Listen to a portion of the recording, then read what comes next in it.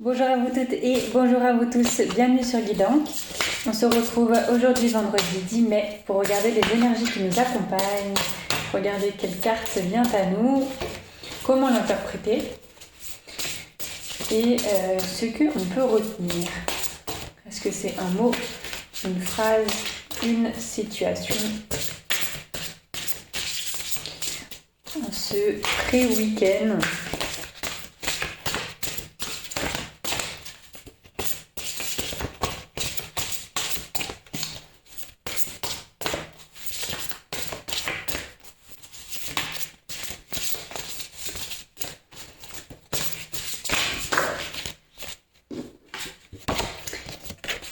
Yes, alors, un d'épée, donc je pense as d'épée.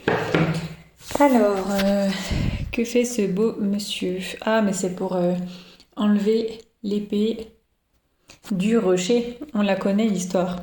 Alors, est-ce qu'aujourd'hui on déborde de force et de courage?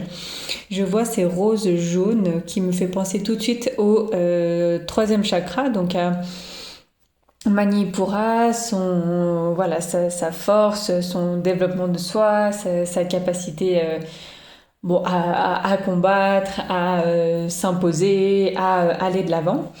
Là, on a peut-être une prise de décision aujourd'hui, quelque part avec l'épée qui peut nous donner une notion de décision tranchante, de décision qui ne mérite pas d'opposition de qui que ce soit, plus une décision ou une notion que on fait les choses parce qu'on sait qu'elles sont bien, sans forcément soit demander l'avis des autres ou même savoir quelles en seraient les conséquences.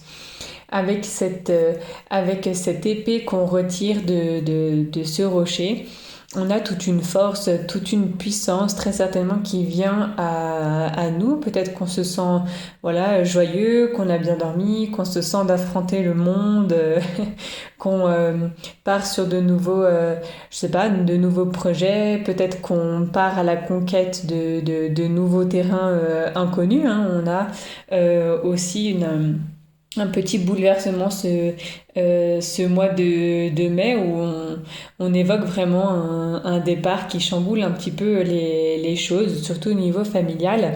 Alors peut-être qu'on va aller regarder dans des endroits où on n'est pas allé voir. Peut-être qu'on va enfin, pour se bouger, je dirais entre guillemets, aller voir quelque chose, enfin aller voir l'inconnu, aller voir effectivement ce que l'on ne connaît pas pour qu'on puisse se ressentir grandi d'une situation. Là, avec cette épée, c'est une situation qui nous apporte quand même une pas prestance, mais quand même une assurance dans nos gestes. C'est comme si on avait la position de soldat, de guerrier.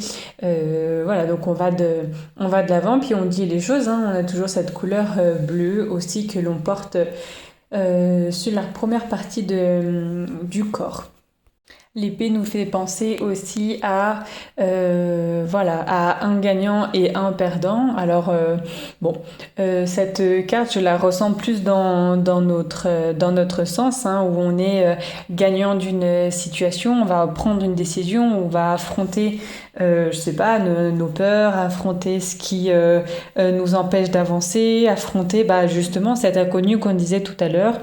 Et puis pourquoi pas partir aller voir autre part.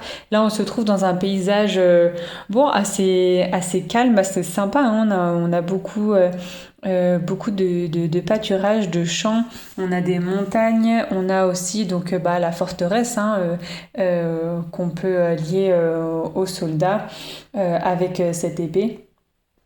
Mais en tout cas, on prend, les choses à deux mains. Donc, on est déterminé à soit finir avec une situation, hein, cette notion de tranchement et tout ça, ou déterminé à aller voir autre chose. Peut-être qu'aujourd'hui, on a un signe assez clair qui nous indique une direction à prendre. Alors, avec l'arcane numéro 8, peut-être, en plus avec le rappel de bleu, peut-être que ce yin s'est imposé face à des sentiments, des ressentis, ou alors ce qu'elle pouvait percevoir. Là, regardez, on avait cette femme qui voilà baissait la tête, qui peut-être n'osait pas parler comme on a pu le voir.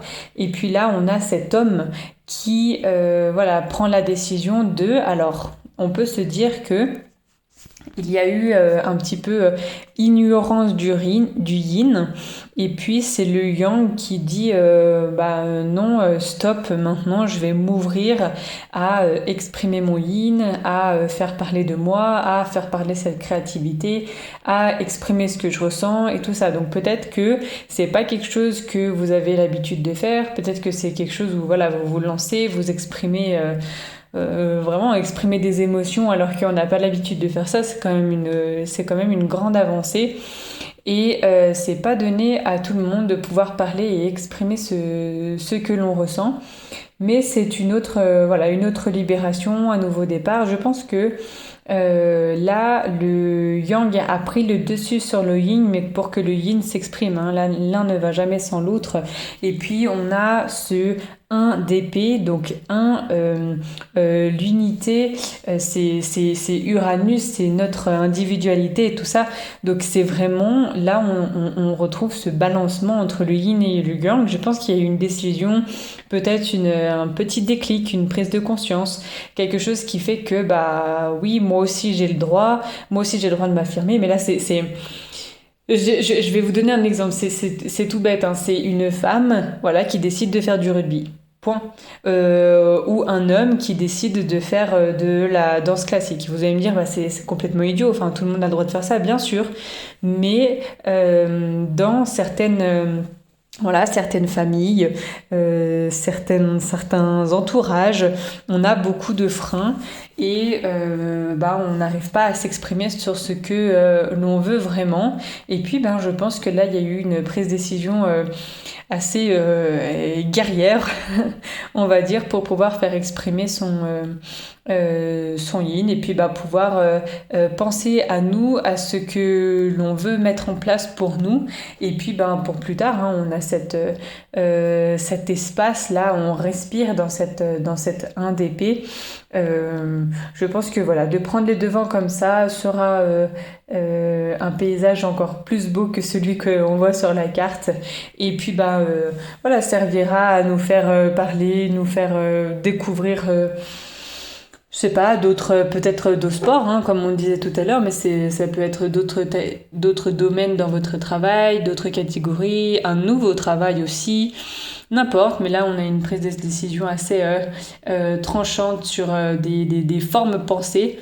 Et on a compris qu'on n'avait plus besoin de les avoir et qu'elles venaient peut-être pas forcément de nous.